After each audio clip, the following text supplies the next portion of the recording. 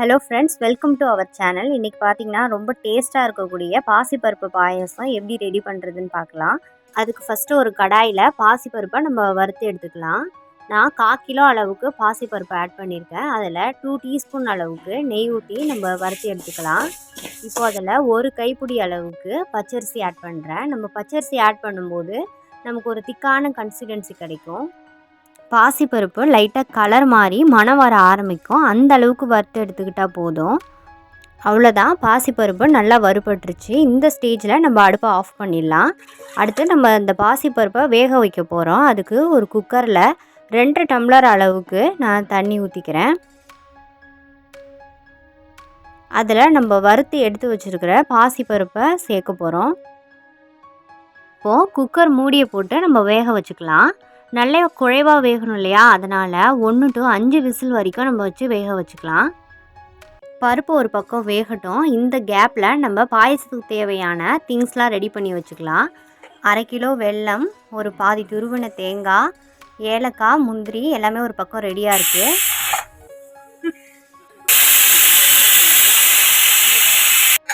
மொத்தமாக 5 விசில் கொடுத்து பருப்பை நல்லா வேக வச்சு எடுத்தாச்சு. இப்போ பார்த்தீங்கன்னா பருப்பு நல்லா குழைவாக வெந்திருக்கு. இப்போ என்ன பண்ணலாம், ஒரு மத்து வச்சு பருப்பை நல்லா கடைஞ்சிக்குங்க. பாருங்கள், பருப்பு நல்லா குழைவாக மசிச்சு எடுத்துட்டோம்.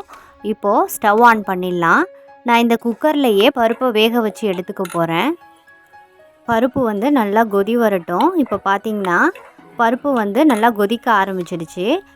இந்த ஸ்டேஜில் நம்ம வெல்லம் ஆட் பண்ணிக்கலாம். 1/4 கிலோ பாசிப்பருப்புக்கு 1/2 கிலோ அளவுக்கு வெல்லத்தை 1 பாதியமாக இடித்து வச்சுருக்கேன். அதையும் நம்ம ஆட் பண்ணிக்கலாம். 1/4 கிலோ பாசிப்பருப்புக்கு 1/2 கிலோ அளவுக்கு வெல்லம் கரெக்டாக இருக்கும். உங்களுக்கு பாயாசம் இன்னும் கொஞ்சம் ஸ்வீட்டாக வேணும்னா நீங்கள் வெல்லத்தை இன்னும் கொஞ்சம் எக்ஸ்ட்ரா ஆட் பண்ணிக்கலாம். அடுத்ததாக வாசனைக்காக ஒரு 3 ஏலக்காவை 1 பாதியமாக உடைச்சி வச்சுருக்கேன். அதையும் நம்ம ஆட் பண்ணிக்கலாம். அடுத்ததாக ஒரு 3 டீஸ்பூன் அளவுக்கு நாட்டு சர்க்கரை ஆட் பண்ணுறேன். இது ஒரு நல்ல கலரும் ஒரு டிஃப்ரெண்ட்டான டேஸ்ட்டும் நமக்கு கொடுக்கும். இது ஆப்ஷனல் தான், இது நீங்கள் வேணான்னா ஸ்கிப் பண்ணிக்கலாம். அடுத்ததாக பார்த்தீங்கன்னா ஒரு 1/2 மூடி தேங்காவை துருவி வச்சுருக்கேன். அதையும் ஆட் பண்ணிக்கிறேன். இப்போது கைவிடாமல் நல்லா கிளறி விட்டுக்குங்க. ஒரு 2 நிமிஷம் பாயாசம் நல்லா கொதிக்கட்டும். ஏன்னா இதில் சின்ன சின்ன வெள்ளை கட்டிகள்லாம் கரையாமல் இருக்கும் பார்த்தீங்களா, அதெல்லாம் நல்லா கரையட்டும். இந்த ஸ்டேஜில் நம்ம முந்திரியை வறுத்து கொட்டிக்கலாம். 2 டீஸ்பூன் அளவுக்கு நெய் ஊற்றிக்கலாம். நெய் நல்லா சூடானதும் அதில் சின்ன சின்ன துண்டுகளாக்கி வச்சுக்கிற முந்திரி பீஸை போட்டுக்கலாம்.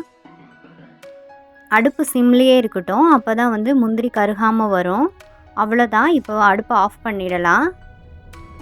இதை பாயாசத்தோடு ஆட் பண்ணிக்கிறேன்.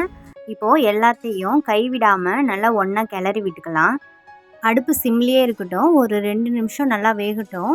அப்புறம் நம்ம அடுப்பை ஆஃப் பண்ணிடலாம். பாசிப்பருப்பு பாயாசம் பார்த்திங்கன்னா நம்ம ரொம்ப ஈஸியாகவே ரெடி பண்ணிடலாம். பருப்பு மட்டும் நம்ம வேக வச்சு எடுத்து வச்சிட்டோம்னாலே ஆல்மோஸ்ட் பாயாசம் ரெடியான மாதிரி தான். நல்ல மணமாகவும் ருசியாகவும் இருக்கக்கூடிய பாசிப்பருப்பு பாயாசத்தை நம்ம ரெடி பண்ணிட்டோம். இந்த ஸ்வீட்டான பாசிப்பருப்பு பாயாசத்தை நம்ம ஒரு ஸ்பெஷலான இடத்துக்கு எடுத்துகிட்டு போக போகிறோம். வாங்க பார்க்கலாம்.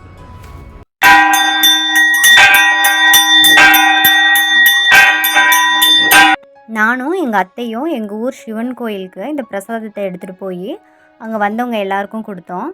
எங்களை மாதிரி நிறைய பேரும் பிரசாதம் செஞ்சு எடுத்துகிட்டு வந்திருந்தாங்க. நீங்களும் உங்கள் வீட்டில் இந்த பாசிப்பருப்பு பாயாசத்தை ட்ரை பண்ணி பார்த்துட்டு டேஸ்ட் எப்படி இருக்குன்னு சொல்லுங்கள். Thank you friends.